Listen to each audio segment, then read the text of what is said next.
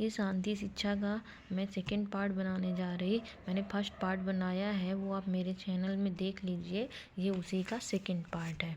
व्यक्तित्व के विकास पर वातावरण का प्रभाव क्या होता है? व्यक्तित्व के विकास पर वातावरण का बहुत असर होता है। वातावरण में मौजूद बौद्धिक, सामाजिक, सांस्कृतिक, मानसिक परिस्थितियाँ किसी व्यक्ति के स्वभाव, व्यवहार और जीवन को प्रभावित करती है। उदाहरण, बच्चा जब पैदा होता है तो उसके आसपास के वातावरण से उसका विकास होता है। एक और एग्जाम्पल है, बच्चा अपने आसपास के लोगों की भाषा बोलने लगता है।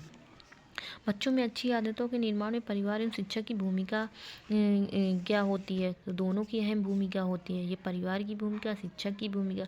परिवार की भूमिका क्या क्या होती है वो ये आपके दिए हुए हैं कि शिष्टाचार की शिक्षा देनी चाहिए, स्वस्थ विकल्पों को आसान बनाना चाहिए, शिक्षक की भूमिका में शिक्षा और ज्ञान देना चाहिए, नैतिक समर्थन देना चाहिए, सलाह देनी चाहिए।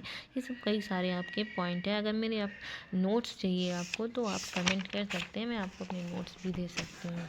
फिर क्वेश्चन है, सांप्रदायिकता को दूर करने के उपाय क्या क्या होते हैं? कानून, शिक्षा और मीडिया के जरिए कई उपाय किए जा सकते हैं। कानून, मीडिया, ये मैंने दो उसमें के लिखे हुए हैं। कानून क्या है? धर्म के आधार पर राजनीति करने वाले दलों पर प्रतिबंध लगाना चाहिए। धर्म परिवर्तन पर रोक लगानी चाहिए। शिक्षा, स्कूलों और कॉलेजों से में धर्मनिरपेक्ष मूल्यों को बढ़ावा देना चाहिए। सत्य उन्मुख शिक्षा देनी चाहिए। फिर मीडिया का है अफवाहों और सांप्रदायिक संवेदनाओं की भड़काने वाली खबरों से बचना चाहिए।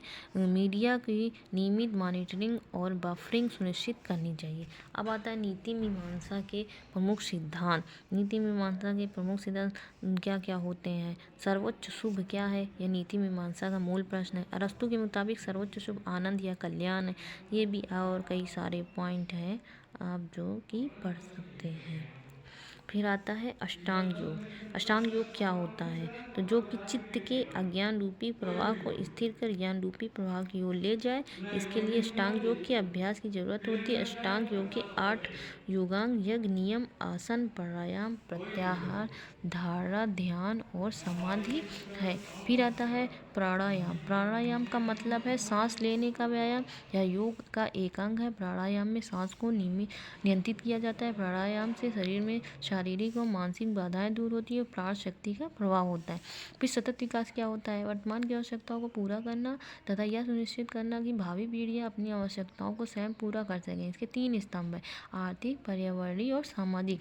फिर सतत विकास की आवश्यकता क्या होती है? आज हम जिन पर्यावरणीय गिरावट, सामाजिक असमानता और आर्थिक अस्थिरता का सामना कर रहे हैं, उन्हें निपटने के लिए आवश्यक है सतत विकास के उद्देश्य आर्थिक विकास, सामाजिक विकास और पर्यावरण संरक्षण को हम किस तरह से प्राप्त करना है, ये दीर्घावधि में पूरी तरह से टिकाऊ। राष्ट्रीय एकता के बाधक तत्व क्या होते हैं? जातिवाद इस क्षेत्र में प्रमुख बाधा है। जातियों में धार्मिक विभाजन को अधिक बांटने का कार्य किया गया है। और भी आप ये पॉइंट देख सकते हैं। फिर मैंने एक आपकी शार्ट वीडियो बनाई है, एजेंडा 21 क्या है, मैंने उसके बारे में आपको समझाया, शार्ट में दिया है, वो आप देख सकते हैं।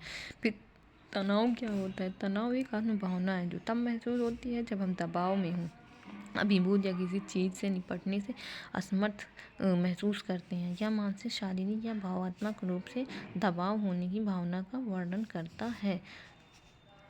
अगर आपको मेरी नोट्स चाहिए तो आप मेरे चैनल को लाइक एंड सब्सक्राइब करिए और कमेंट में मैसेज करिए, मैं आपको अपने नोट्स दे दूँगी।